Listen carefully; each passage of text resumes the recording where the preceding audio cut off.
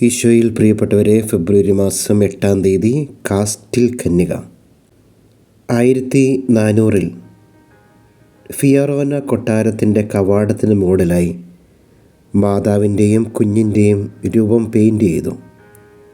1510 വലിയ കോട്ട നശിപ്പിച്ചെങ്കിലും പരിശുദ്ധ കന്യകാമറിയത്തിൻ്റെ ചിത്രത്തിന് ഒന്നും സംഭവിച്ചില്ല. പിന്നീട് അവിടെ ഒരു പട്ടണം രൂപമെടുത്തു. 1558 ഫെബ്രുവരി 8-ാം തീയതി സ്പാനിഷ് പട്ടാളം ഈ പട്ടണത്തിൽ തീ വെച്ച് നശിപ്പിച്ചു.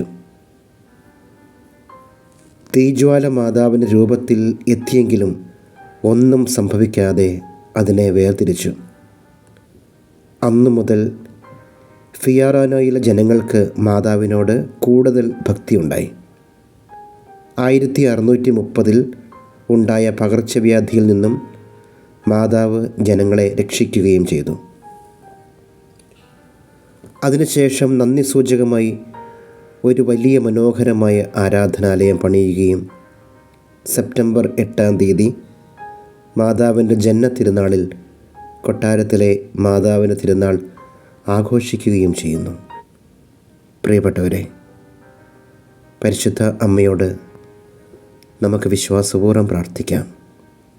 ജീവിതത്തിൻ്റെ ഏത് പ്രതികൂല സാഹചര്യങ്ങളിലും എത്രമാത്രം അസാധ്യമെന്ന് മനസ്സിൽ ചിന്തിക്കുന്ന കാര്യങ്ങളെല്ലാം സാധ്യമാക്കുന്ന പരിശുദ്ധ അമ്മയുടെ മുമ്പിൽ ഏറ്റവും വിശ്വാസത്തോടെ പ്രാർത്ഥനയോടുകൂടി നമുക്കായിരിക്കാം. നമ്മുടെ എല്ലാ പ്രതീക്ഷകളും സഫലമാക്കാൻ പരിശുദ്ധ അമ്മേ, ഈശോയുടെ അടുത്ത് എനിക്ക് വേണ്ടി, എൻ്റെ കുടുംബത്തിന് വേണ്ടി പ്രാർത്ഥിക്കണമേ എന്ന് അപേക്ഷിക്കാം. നന്മ നിറഞ്ഞ മറിയമേ സ്വസ്തി, കർത്താവ് അങ്ങയുടെ കൂടെ സ്ത്രീകളിൽ അങ്ങ് അനുഗ്രഹിക്കപ്പെട്ടവളാവുന്നു. അങ്ങേ ഉദരത്തിൽ ഫലമായി ഈശോ അനുഗ്രഹിക്കപ്പെട്ടവനാകുന്നു. പരിശുദ്ധ മറിയമേ, തമ്പുരാൻ്റെ അമ്മയെ, പാപികളായ ഞങ്ങൾക്ക് വേണ്ടി എപ്പോഴും ഞങ്ങളുടെ മരണസമയത്തും തമ്പുരാനോട് അപേക്ഷിച്ചു കൊള്ളണമേ. ഈശോയെ, ഞങ്ങളെ ആശീർവദിക്കണമേ. നമ്മുടെ കർത്താവായ ഈശോ മിശിഹായുടെ കൃപയും പിതാവായ ദൈവത്തിൻ്റെ സ്നേഹവും പരിശുദ്ധാത്മാവിൻ്റെ സഹവാസവും നാം എല്ലാവരോടും കൂടെ ഉണ്ടായിരിക്കട്ടെ, ഇപ്പോഴും എപ്പോഴും എന്നേക്കും. ആമേൻ.